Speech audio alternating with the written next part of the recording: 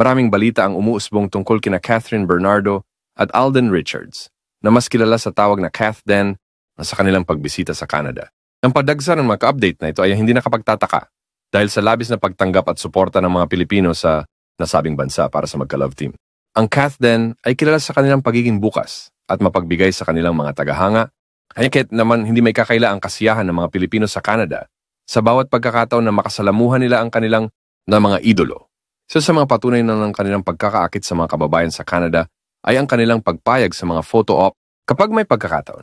Hindi nagdadalawang isip sina Catherine at Alden na magbigay ng oras para sa kanilang mga fan upang makapagpakuha ng mga larawan kasama sila.